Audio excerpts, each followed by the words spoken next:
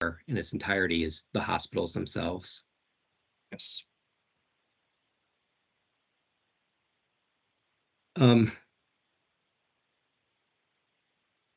Dr. Merman asked a little bit about executive compensation, and one of the comments I heard, oh, sorry, go ahead, Dave, I see your hands up. Oh, sorry, this is actually just a question on the last question, which is, so is there a mechanism to track payments that go, once they go to a tax ID number, that you can then track where they go from there? Or is that basically not trackable once they go to the hospital? It's not trackable for us unless we were to ask for specific reporting. And I guess at this point, you have not asked for that specific reporting. We haven't. It's been, I try to make sure that the payments are clear and suggest where the funds go, but I also recognize each of the hospitals are structured a little bit differently.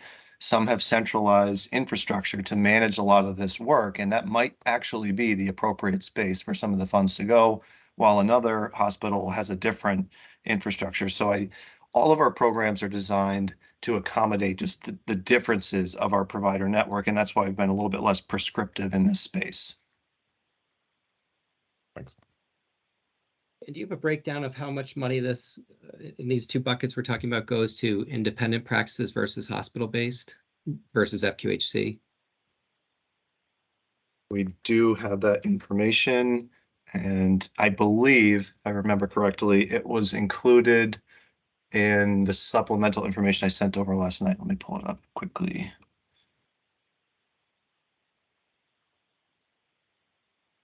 All right. Of the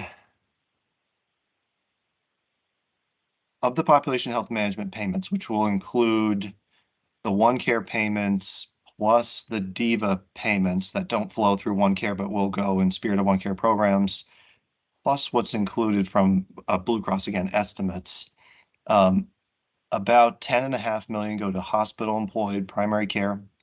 About 6.5 million goes to independent primary care, and about 6.6 goes to federally qualified health centers. And that is a direct product of the attribution mix. The payments for this particular initiative are all done on a per member per month basis. The per member per month amounts are identical across all different primary care types. We do not discriminate between any of them. So the way that those funds are apportioned is simply a product of the attribution landscape across the OneCare network. Theoretically, could you adjust that so that the payments are actually more favorable for independents or FQHC versus hospital-based? Theoretically, we could. That would be at the discretion of the OneCare board and would have to be contemplated relative to kind of the overall economics. And but yes, in concept, yes.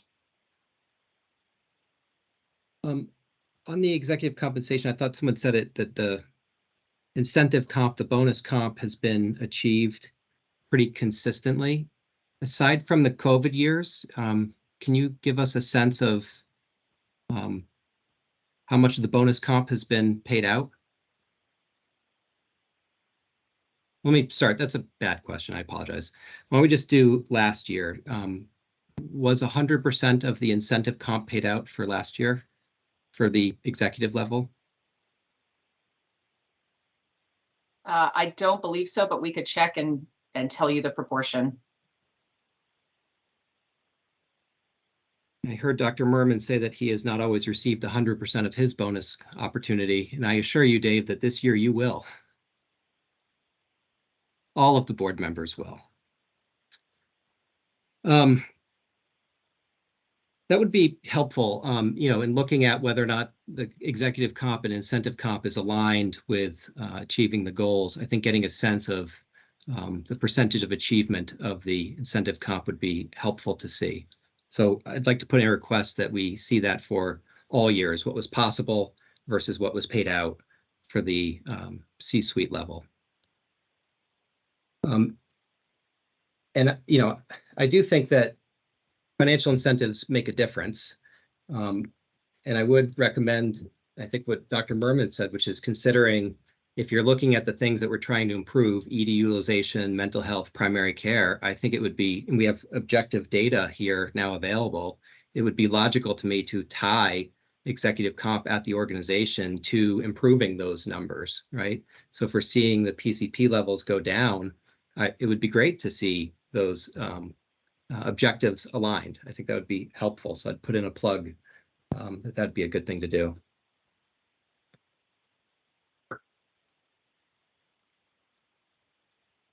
On the mental health screening, the $1.6 million, I was wondering what happens if people don't do it at such a level that you have to pay out 1.6. Let's say there's only $500,000 of people that hit that metric. What happens to the other money? Great question there. As OneCare has evolved and had a greater portion of its expense base in the population health management category linked to outcomes, it brings into play the reality that not every dollar will be paid out to the participants.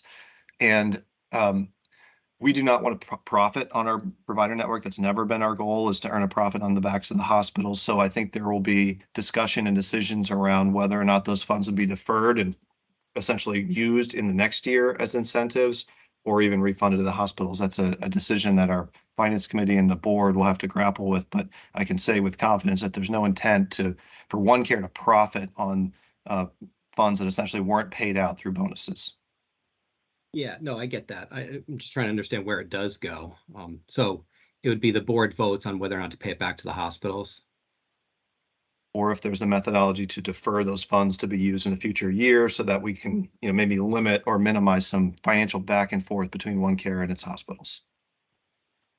And with the PHM bonus money, has there ever been years in which the full incentive amount was not realized?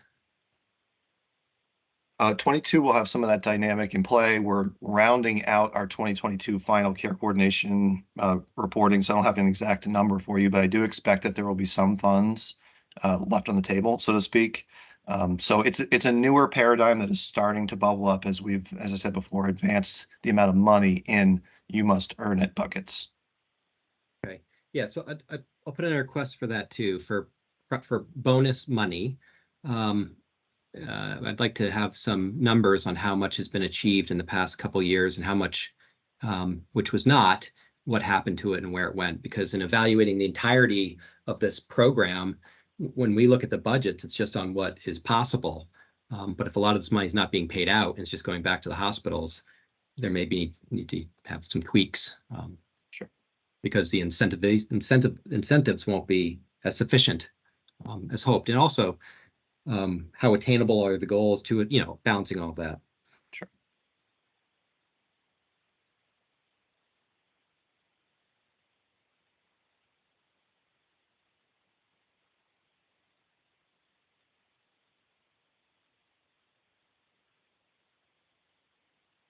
Saw that there was a fairly drastic reduction in the number of FTEs. I think it was, I don't know where I put it now, but it was down to 47 from maybe 63 or something like that. And was that from the original budget submitted to the board to today, that reduction of all those positions? So there's really kind of a two-step dance here. The first was a reduction that was between 2022's budget and the original 2023 budget that we submitted last fall, with the biggest material change being the transition of analytics staff. That was roughly 10 FTEs, 9 or 10 FTEs. Then this go around, there were 5 FTEs taken out of the budget to accommodate the 2% admin cut.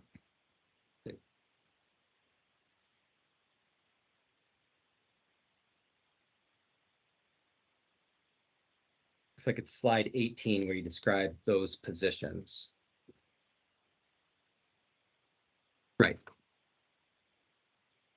How was it determined that those would be the positions that would be cut to implement the 2% admin cut? They were all vacant, and we did not want to do any layoffs because we have plenty of work to do. We need every person that we have. So there was an evaluation. Oh, okay. Was the evaluation, have you ever had an evaluation manager? No, that was going to be a new position.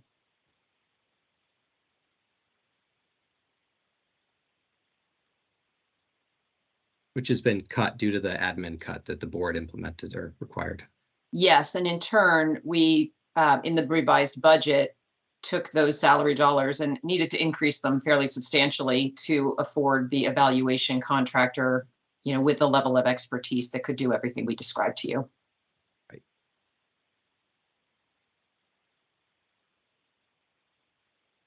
You described for member Holmes some of the advertising budget. I think it was $50,000 now. Is there any money spent on lobbying, or is that part of the advertising, or is that somewhere else? It is somewhere else. We do have a contract with a firm that helps us with legislative affairs. Where would I find that expense?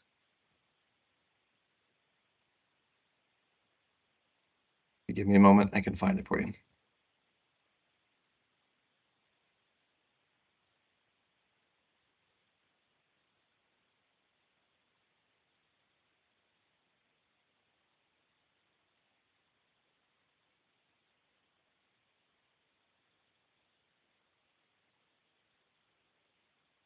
I don't want to delay the discussion here. I believe it's in a contracted expense line.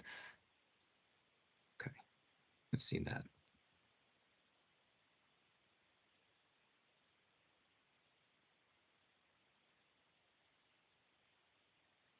And I just received confirmation from my amazing team that that is correct.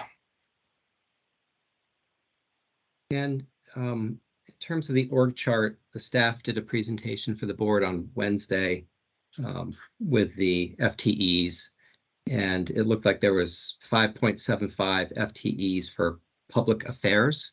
Can you describe what that is and what the work is from the public affairs group? I'd be happy to take it. So I think that, one of the learnings that I will take away from this process is that we could do a better job of describing some categories to you all of where functional work lands, that some of our categories maybe just aren't as intuitive.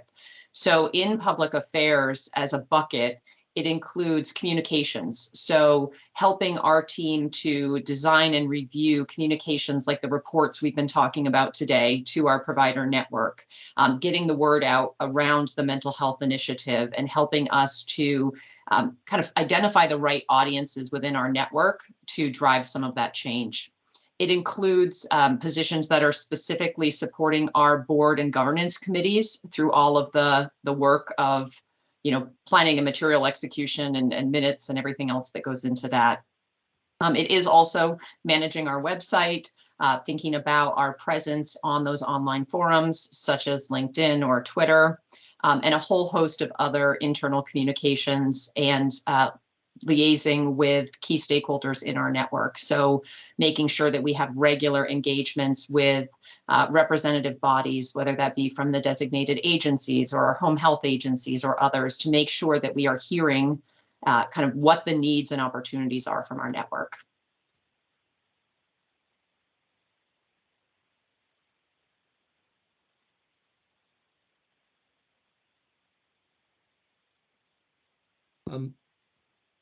The cut that occurred, you may have said this, and I apologize, but the $300,000 or so that was from the board instituted cut, where did that money go? What was it used for? Or what is it being used for in this budget? It was essentially restored as population health management payments. It's a little bit of a through the chain, but when we decided to ultimately leave the hospital participation fees flat, any extra funds that we had available either through the 2% admin cut or other changes that occurred in the budget got reinvested into the network. I would echo what I think Dr. Merman said as well, which was that the CPR program is generally, we receive extremely positive feedback on that. Is there any plan to ramp up the financial investment in that? Yeah, I think we are interested in both expanding the investment and the breadth of the program, covering more providers and provider types. This was designed to be a program specifically for independent primary care, when OneCare was really ramping up under the all-payer model era. And as since then, we've grown to have a pretty good percentage of the independent primary care providers in our network participating. But it starts to beg the question, could something similar be overlaid for FQHCs or even hospital employed practices? There are some technical challenges to that, but it's something that we're actively thinking about and working on. In terms of the level of investment, we established in 2023 a linkage to the total cost of care, which is a concept that has gained some traction both in Vermont and nationally. It's tricky to do it that way, but it provides the framework for us to have deliberate and transparent investment in primary care and trying to direct more of the healthcare funding pie into primary care practices.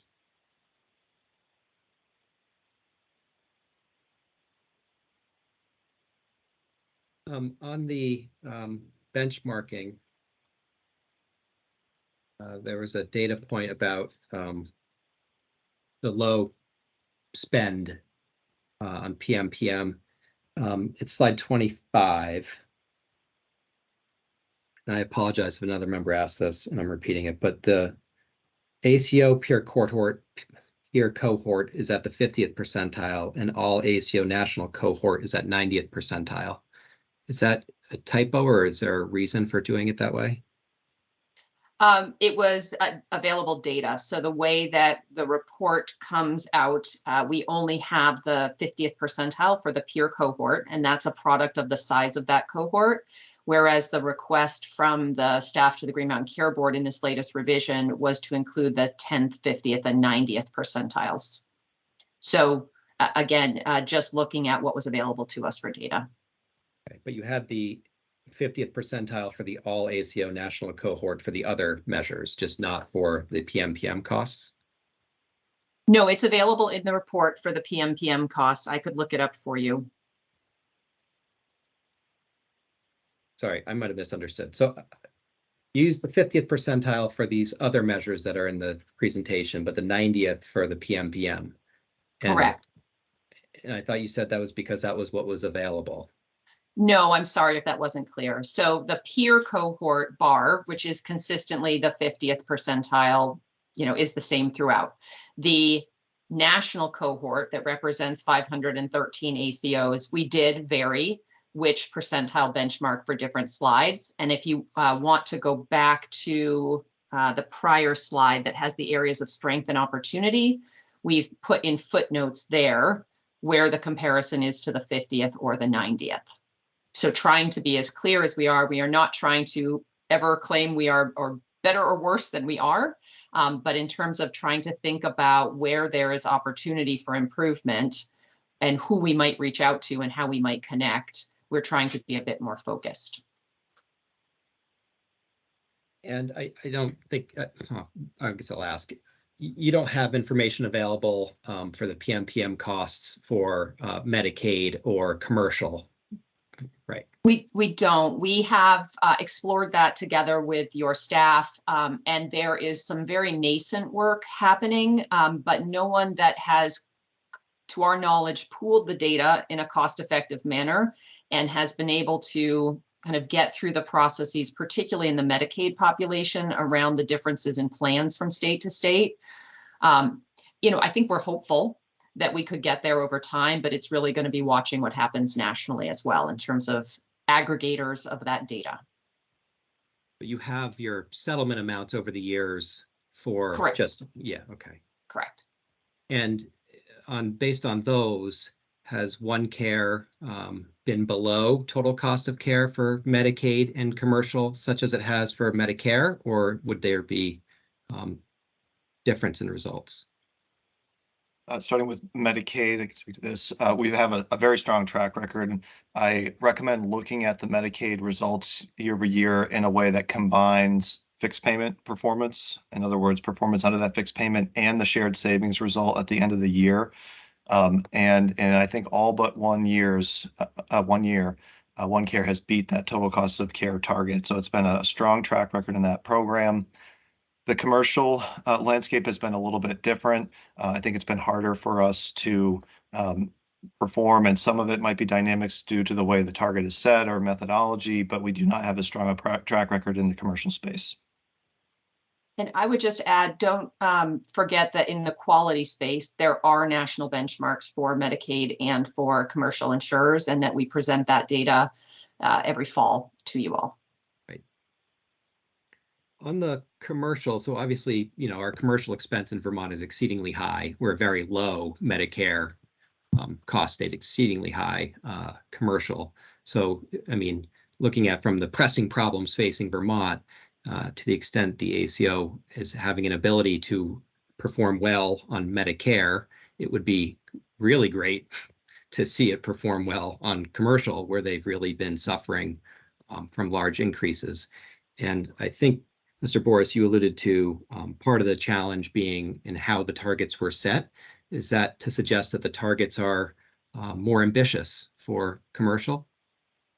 I think in the commercial market, it's challenging because of the magnitude of change that occurs from year to year.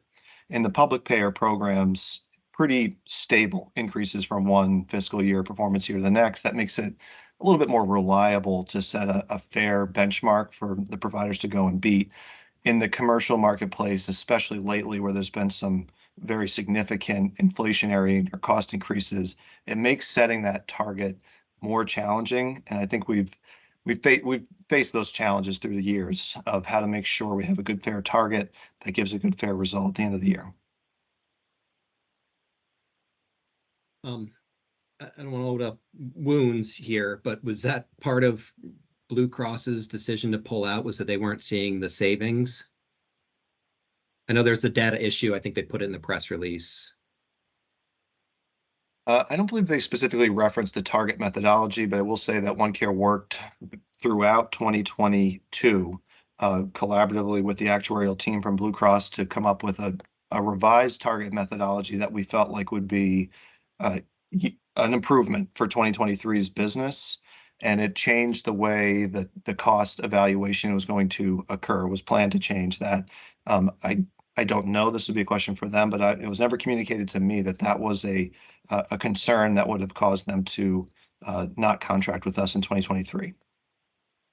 Okay. I've been taking away from your comments that in OneCare's view, there's not really any, I don't really love the phrase, but fat to trim off the budget, that everyone's working very hard and there's no real places for additional savings. I sent a letter to OneCare on February 9th, encouraging OneCare to consider whether there are further reductions in the admin budget that could be better utilized to support primary care. Could the OneCare budget be smaller? And could that money be reinvested in primary care? Some of the major challenges we're seeing in the benchmarking data. And so my question is whether or not that was considered and what you looked at and what the outcome was. Certainly considered. OneCare has, over a number of years, really worked hard to thin out its infrastructure as much as possible in spirit of reducing the dues essentially charged to the hospitals by, I appreciate your point about how to reinvest those funds in primary care as well. Going back to what Sarah said eloquently before, there are just core functions that need to be fulfilled for us to operate these programs responsibly. It's a huge responsibility, in my opinion, to manage these programs. There are a tremendous amount of dollars linked to them, and the financial stability of providers, particularly those accepting a fixed payment. So we face a tension between how deep we can cut and can we continue to responsibly facilitate these programs into the future. Through time, the future may make available to us some different changes or structural changes we can make. But right now, our cup is overflowing, and we felt like it was very important to sustain the level of infrastructure we have now to both support what we have going on, but what might be coming down the pike in a future iteration of the all-payer model.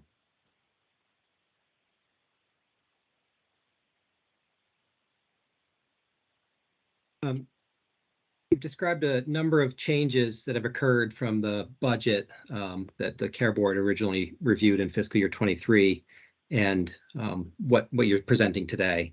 I assume that you've been operating consistent to date with what you've been presenting today. That is correct. And I'm talking about the BCBS withdrawal, the UVM self-funded, the MVP lives, change in risk, population health management payments, all of those. Would you agree with the characterization that those are significant changes to the budget? We feel that we've communicated all of those transparently to the Green Mountain Care Board, both through the hearing process and through all the subsequent documentation that we've provided when requested or proactively. So those seem to be fairly significant changes, right? The amounts of money being paid out, the number of lives, the payers, the whole, it's a big change. And I guess my question is, has OneCare requested a budget amendment? We've not requested an amendment, and our council did not believe it was necessary. And have you communicated to the Care Board why a budget amendment would not be necessary if your performance to date is not consistent with the budget order that's in place? Our council has spoken with your council. I was not there, so I can't characterize the conversation.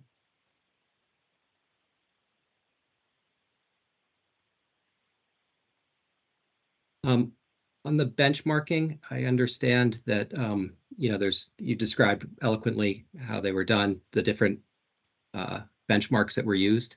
On the vendor recommended version, it's obviously important for us to have comfort that the methodology used and the comparison ACOs are appropriate, because if they're not, then the data is really largely useless.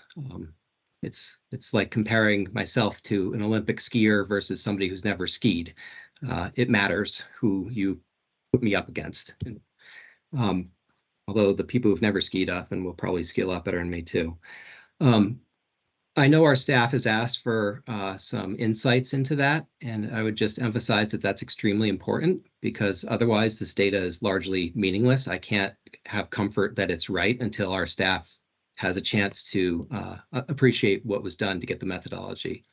My understanding is those requests have been going on for a while, and it's a little disappointing that it's coming after 2 hearings on this.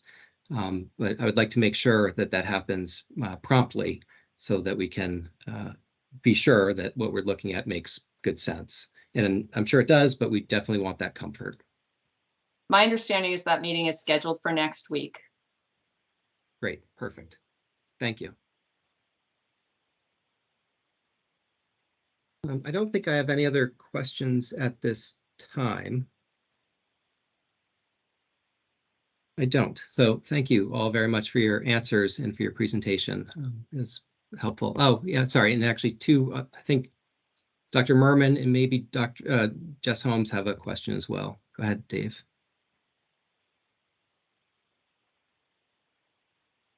I just have a few follow-ups from things Chair Foster brought up. So with regards, Tom, you mentioned about the approximately was it 10 point something million dollars that goes to the hospitals. That's for fixed prospective payments for hospital-based primary care providers, correct?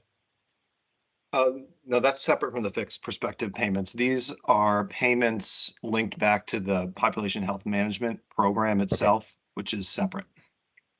Okay. Right. So it'd be far more. I'm just trying to figure out, what is the total amount of money that would be paid out to member hospital-based organizations that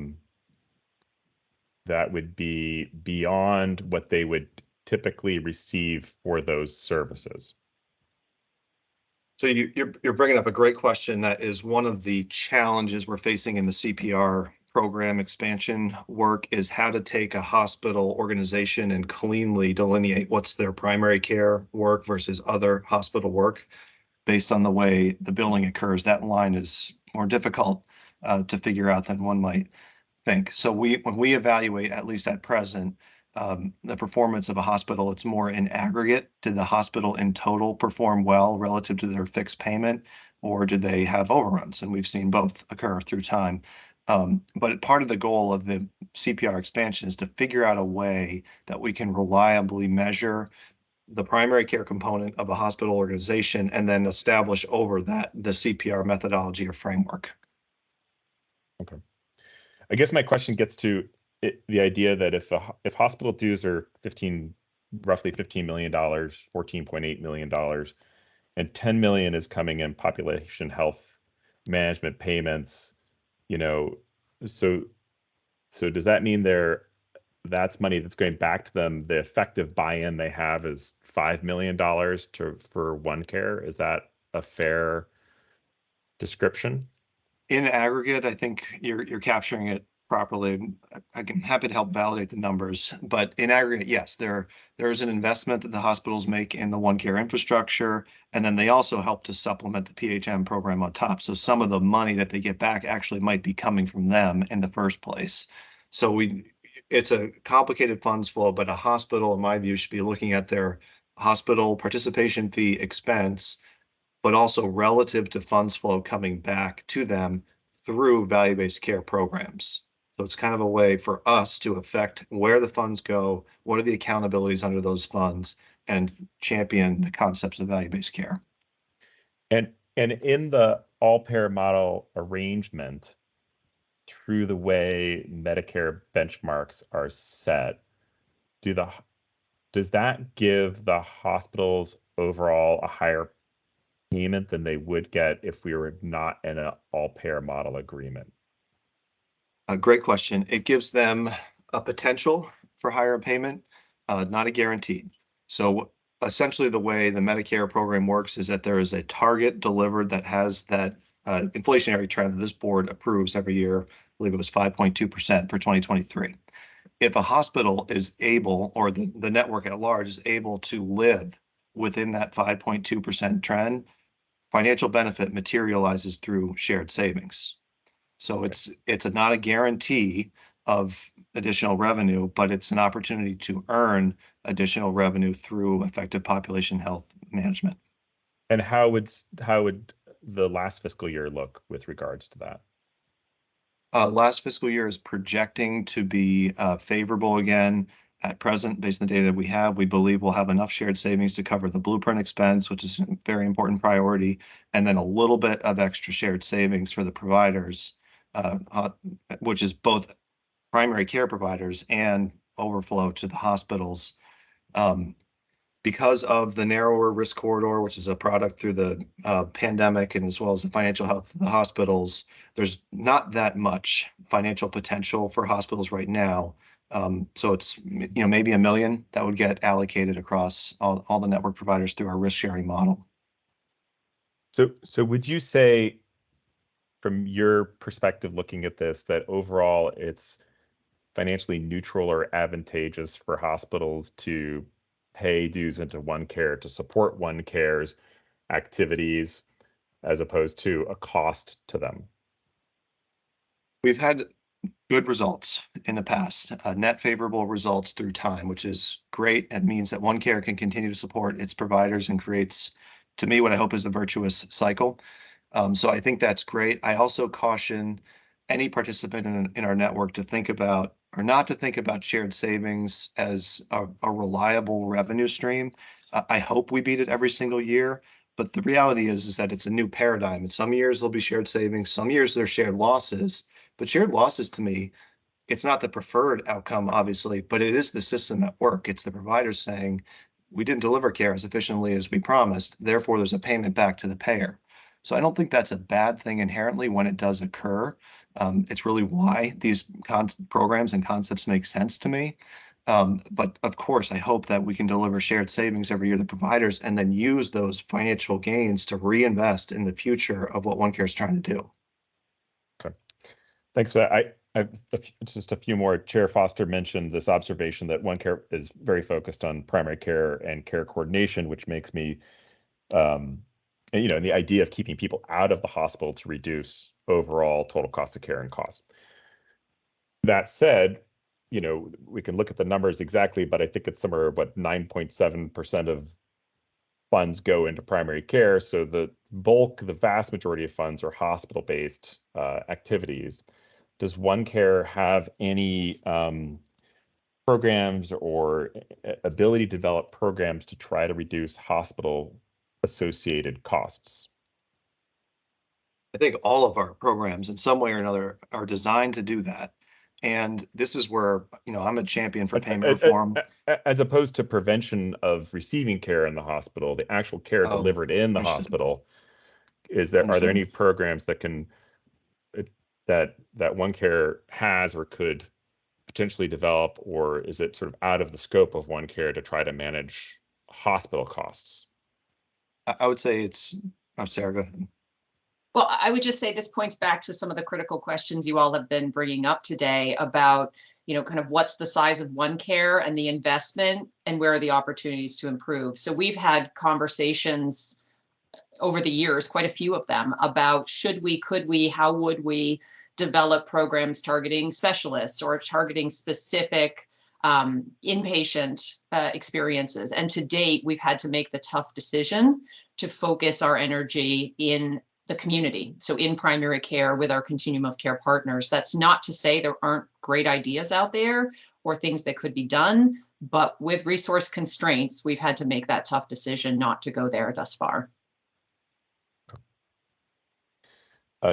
Two more things. You mentioned, Sarah, since we were just chatting about the peer cohort not being able to get, because the cohort's too small, you can't reliably calculate a 90th percentile for comparison. Is that am I saying that correctly? You can technically calculate it, and it was calculated back in the fall. The N is 2 ACOs when you do that. But my understanding of the way that was calculated is that you pick the 2 highest performing ACOs and then from the 2 lowest cost ACOs and then looked at them. So they're not, and I think the staff was interested in seeing, and the discussion was that in each one of those metrics, who's the 90th percentile performer in each metric? Could that be calculated? Yes, to my knowledge, that could be calculated. Because I think that was sort of an interest of the staff and the board, was to understand the high performers, given the complexity that a high performer in one area may be a low performer in the other area, and that we understand that those things are maybe counter, related and opposite for some reason, but trying to understand where a high performer, whether it's a 75th or a 90th percentile in each one of those light items would be. I think that's how you approached the all ACO comparison group, correct? That is correct. And, I should just note, we can continue to iterate, Yep. forever on Yep. drafts, and we are happy to continue conversations about improvements that are crucial. Every improvement requires more money be spent because of the way this contract is structured to try to meet the baseline budget order requirements. So there's an expense associated with the vendor obtaining the data, organizing it, generating a report, and then we pay hourly for everything they do.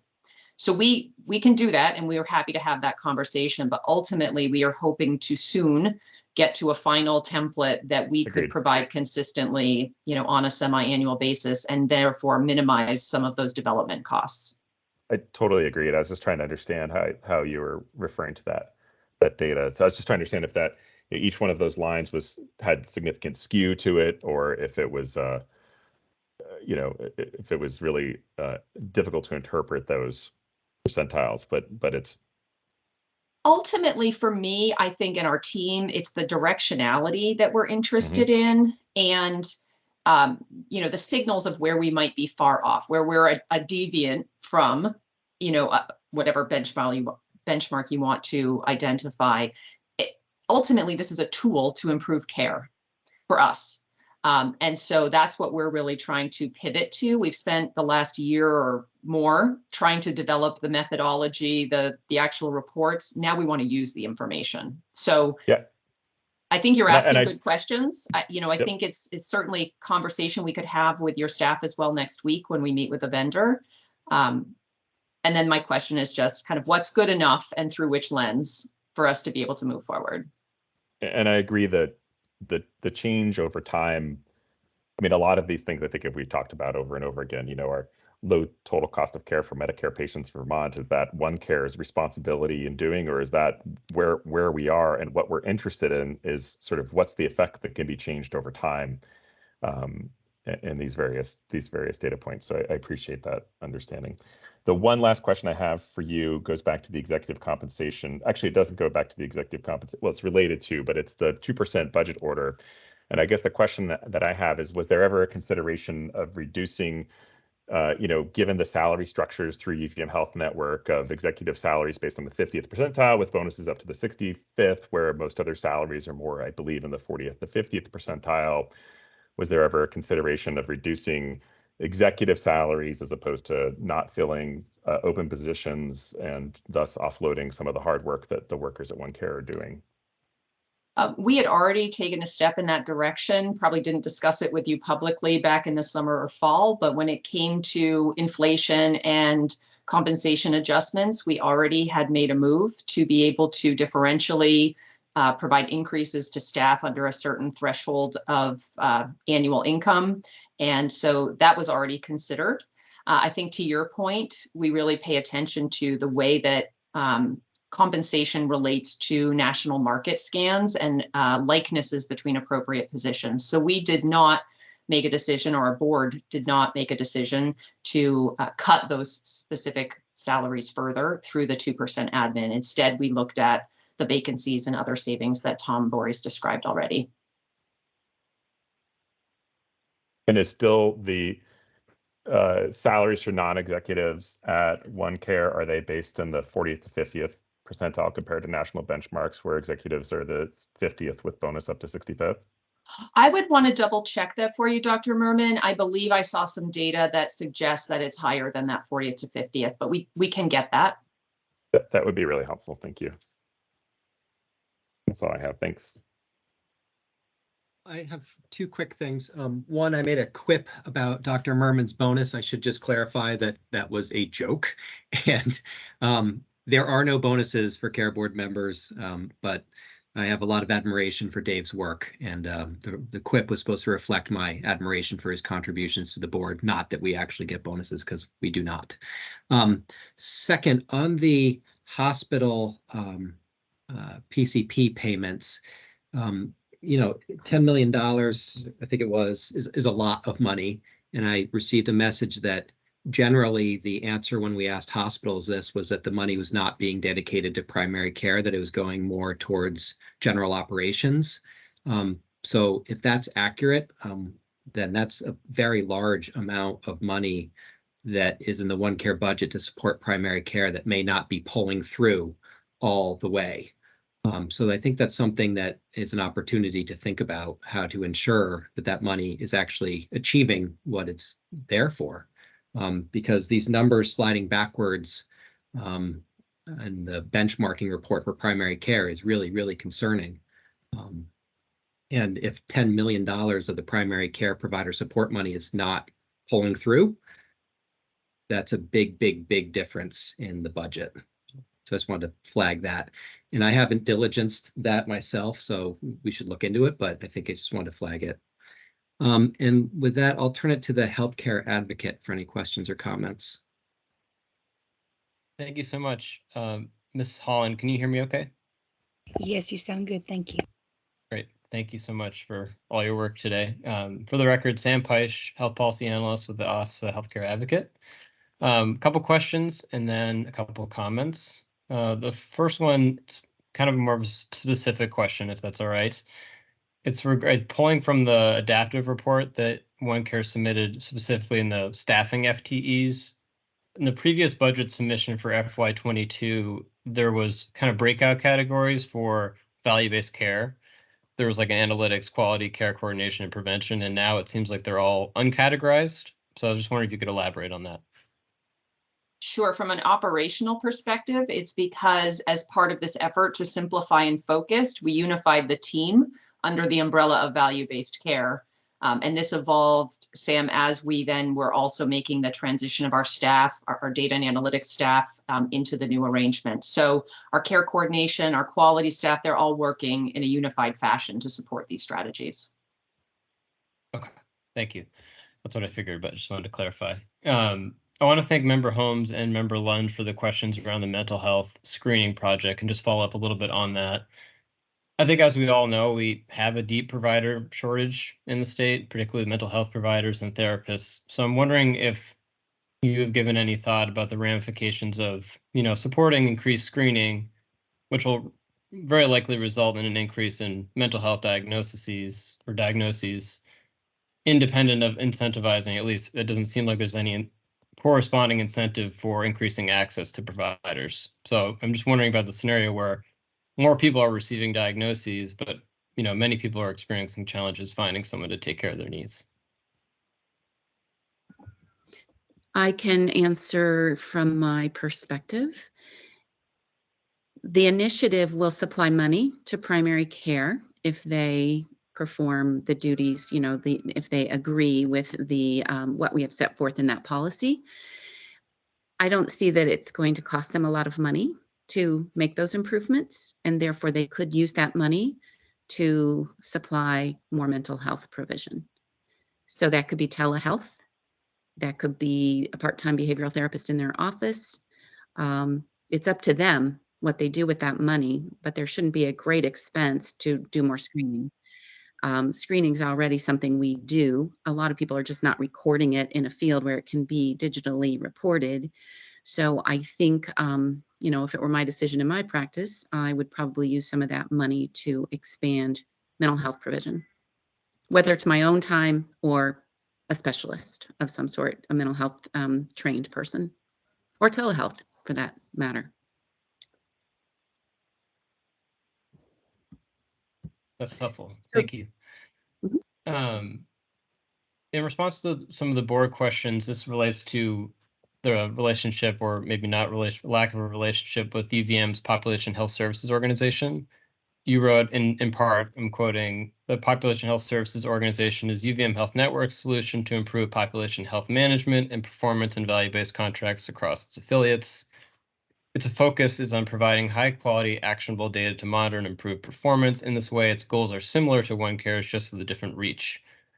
I'm wondering if there have been any discussions to date about OneCare's relationship with the Population Health Services Organization, and if it's projected to change in any way. Sam, thanks for your question. I think, we're continuing to explore the functions that the PHSO is building out and the results that they will get, be they fantastic or otherwise. And I think there's opportunities in that space for facilitating that dissemination of best practices. I think, it is our job at OneCare as management to look for any duplications, any efficiencies that we can gain. And that's a continual process for us. So that would include, are there things that the PHSO is doing that maybe OneCare wouldn't need to, or vice versa? So that will be something that we do on a regular basis. But there's nothing definitive, at this point. Okay, thank you. That's helpful. Just a couple of quick comments to close out, and I'll turn back to you, Chair Foster.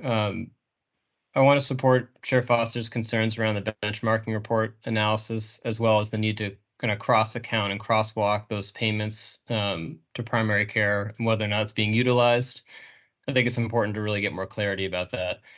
And just briefly around executive compensation, we are concerned with how this executive pay structure and the process measures that connect to it look to Vermonters, and what it says to Vermonters who are struggling to afford the care that they need.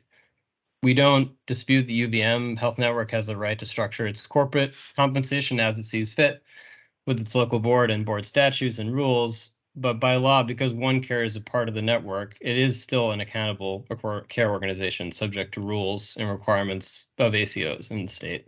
So those are different from the ones that govern hospitals. So I just want to make sure that that's clear. Thanks. Thank you. And with that, I'll open it up to public comment via the raise your hand function.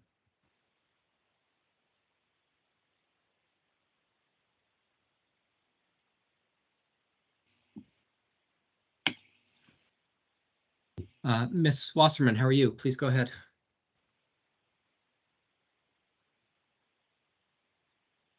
Thank you. I'm fine.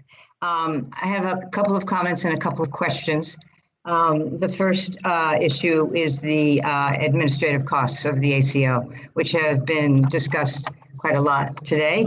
At Wednesday's meeting with staff presentation, it was described as a 2.6% reduction from the original budget to the revised. 2% of that 2.6% was mandated by the Green Mountain Care Board due to the affordability crisis.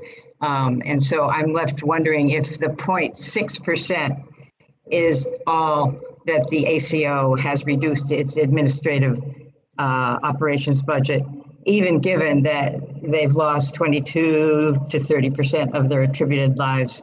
Now, I understand, and it's been highlighted today, that there are fixed costs, but we're talking about real money here, $15 million a year. And over the course of the 7 years, we're talking $100 million. As I want to underscore, $100 million is a lot of money. And I guess the question is, even though these are fixed costs, what's the return on investment? And I'm asking that rhetorically, so I don't expect you to answer it, but I think we all have to look at the question of what is the return on investment. My next point is that this issue of the population health payments to primary care physicians and the issue of so much of it going to the hospitals, 10.5 million, and Chair Foster just describing that much of that goes to the hospital's bottom line. A couple points. I don't think that that OneCare can continue boasting about all this money that they're giving to primary care to make primary care stronger and more fortified if they can't even actually account for the 10.5 million that goes to hospitals. And in fact, if that $10.5 million doesn't go towards primary care, improving or fortifying or strengthening primary care, I don't think you can continue to represent it that way. I'd also like to point out that the data that was distributed, that was presented today, the independents are bearing more risk than the hospital-based primary care physicians. So I think that's a pretty important thing. They're bearing, independents are hanging on by a shoestring. They're hardly surviving in a situation where we have a crisis in primary care and access, and yet they're bearing more risk. I don't know which slide it is, but they're bearing more risk than the hospital-based primary care physicians. That was a slide earlier in your presentation today. In terms of primary care, the access problem that's been discussed today, yes, it's true. The problem is very systemic.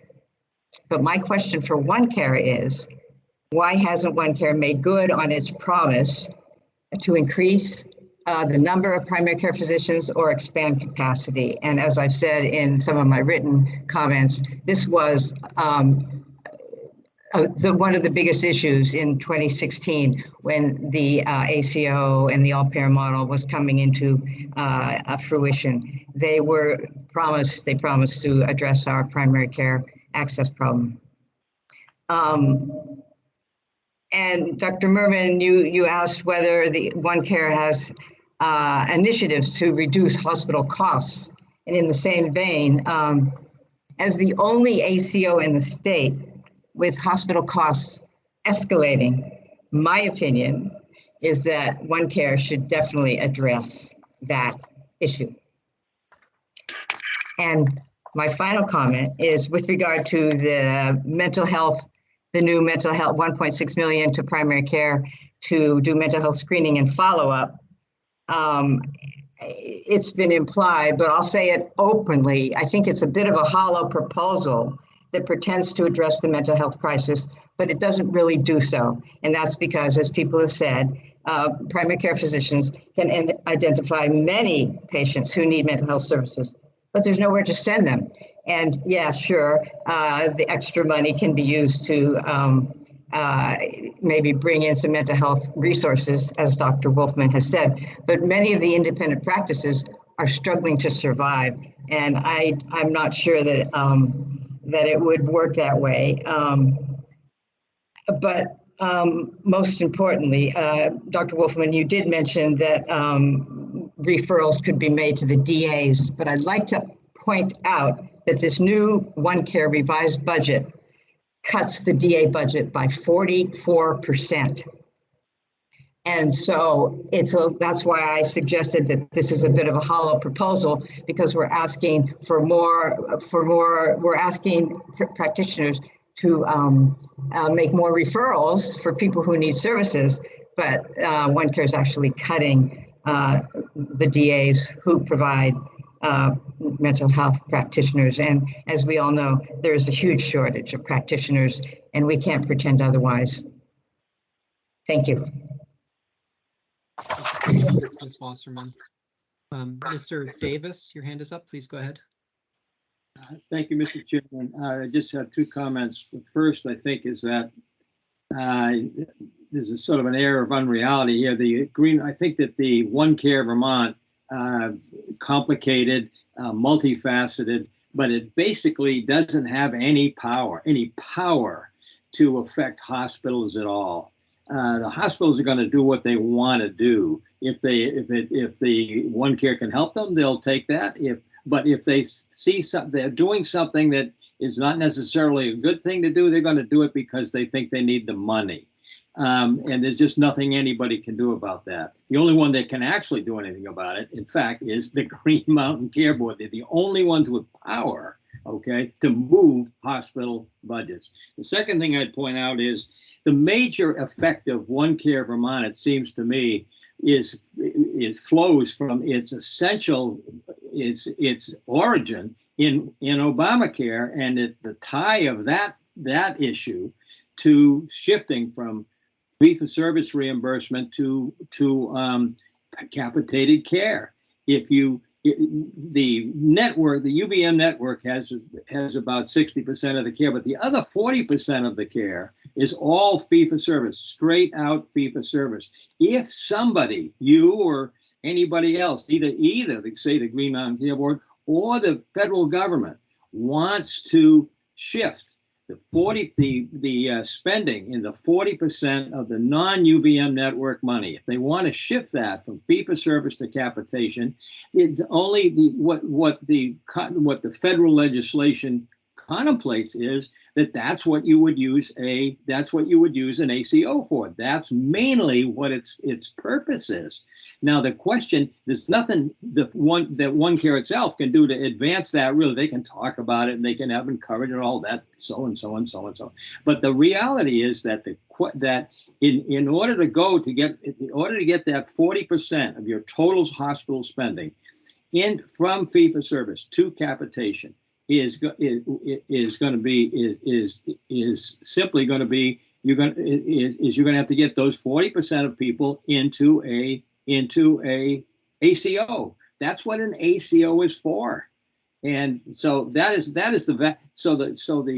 even after all of this time, the value of OneCare Vermont is still essentially potential.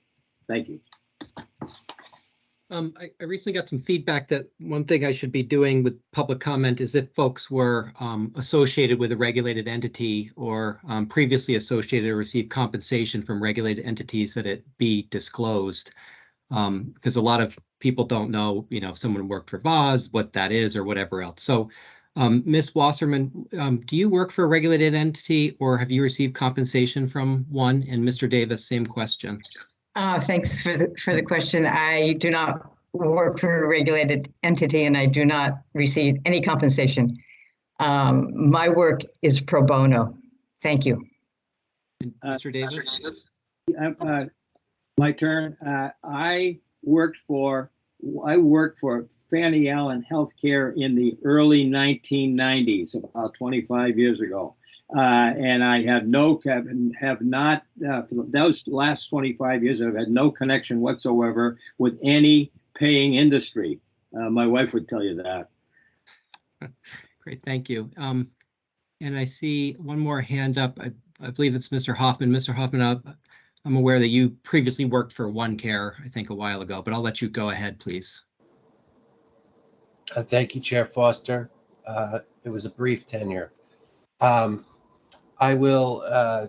like to pick up the subject of crisis when we look at organizational crisis, and in many respects, I've voiced this before, you all function as the board for the board of trustees for this organization in many respects. And when trustees look at an organization they steward that's in crisis, we have the option to either defer and allow, as Hemingway said, bankruptcy to happen slowly and then all at once. We have the option to refine the mission and to take away from the crisis the signals that tell us what are our core functions and where have we failed. For once, I agree with Ham Davis, and I underscore Member Walsh's assertions. This is largely a payment disbursement mechanism at this point. We cannot even account for necessarily how payments are dispersed to the primary care providers that they're meant to arrive at, rather than falling to the bottom line of a hospital. So when we talk about fixed costs in a crisis, everything becomes variable, as Member Walsh said, and we begin to look at how do we refine this down to what is essential so that we can not risk a total loss. And let's be clear, a total loss to the state would be our discussing what became of the hundreds of millions that we attempted in this over the last couple, well, rather 7 years. A couple more comments on crisis. You know, the impetus or the real signal that there was crisis was when essentially the only commercial payer in the state pulled out and spent roughly 5 minutes during the fall season telling us that they just can't point to any benefit that they've gained from their investments over the years. So it doesn't go unnoticed that there was no mention today trying to signal some encouragement about the state of the crisis by suggesting we are back at the table and 2024 looks optimistic. And I will say that more concerning, if there's ever a signal in the corporate world of the severity of crisis, it's that leadership jump ship and take off. And so I'll just point out the elephant in the room today. The CEO of this organization is determined that they are better off elsewhere. After telling us for years their lifelong devotion to Vermont healthcare reform and it being the raison d'etre for their work in the state. Lastly, I'll just point this out. It's probably unknown to many of you that today, rather than taking up legislative bill S9 in House Government and Military Operations, they've chosen to take up 39, which makes sure that before they leave the session, they'll all have access to the most affordable healthcare, which is free healthcare. They have decided to forego bringing up S9, which was precipitated by an independent agency, elected body in the state and the state auditor's office, diligently trying to make sure that healthcare was as affordable as possible for this state. And so through a really misfortunate judicial ruling, powers were clawed back from the state auditor's office, precluding its ability to represent Vermonters' interests in having the most affordable healthcare they can. I guess I would ask this board today, since what the legislature has been telling, mostly representing the many lobbied interests that have showed up, telling the auditor that the auditor can get the information he seeks from the state agencies rather than the contractors. What prevents this board from conditioning an approval of a apparently non-amended budget request that should have been amended, would they finally agree to give you the documents so that you could then convey them to the state auditor, so that Vermonters in the midst of an affordability crisis could have confidence that what scarce dollars there are in the system have been spent as they were intended? Thank you. Thank you for your comment. And I did see, Ms. Lohner, that you have a new position. I want to congratulate you and thank you for your work here in the state. And we, of course, look forward to working with your interim and future management. So congratulations and thank you. Thank you very much. And I just wanted to say that my decision to leave OneCare was personal, given the point of time I am in my life right now and other commitments I have, and have nothing to do with my devotion to healthcare reform and for Vermonters to live a healthier, more fulfilling life in Vermont. So just to correct any assumptions made by Mr. Hoffman about my intent. Great, thank you. I don't see any other public comment at this time. Is there any new business to come before the board? Any old business? And is there a motion to adjourn? So moved. Second. Second. Oh, we got all kinds of action. I like it. All right, all those in favor, please say aye. Aye. Aye. Aye. All right, thank you very much, OneCare, and your team. You put in a lot of work and I appreciate it. Have a good day. Could I just ask a couple of quick questions, Mr. Foster, if it's no trouble? Please, do you just need me or do you need everybody? Well, actually, I need, let's see, I had a question for Mr. Bors and Mr. Merman. Mr. Bors, you mentioned when you were talking about, yes, but that's all, that's the only two I had questions. You mentioned when you were talking about the budget, did you say a lot of the advertising went to Mont Digger? I'm so sorry. Oh, I'm sorry, Vermont Digger. Oh, of course. Oh, sorry. Yeah, well, I've got a bit of an accent. Vermont, Digger. Thank you so much. And then we talked about, Mr. Merman, you talked about the ER. Did you say in Chipman County? Oh, Chittenden. Could you spell that for me? Chittenden. Thanks so much. And then just a couple more. Mr. Hoffman's, does anyone know Mr. Hoffman's first name by any chance? Robert. R-O-B-E-R-T. Thank you so much. And then, I just wanted to ask who seconded at the beginning of the meeting. I heard Mr. Walsh, I believe, and did Mr. Merman second the minutes at the beginning of the meeting as well? I believe I did. You did. Okay. Thank you, Mr. Foster, for allowing me that time to get that clarification, and I'm all set. Thank you all so much. Of course, have a great day. Thank you. Thanks. Thanks, Matt.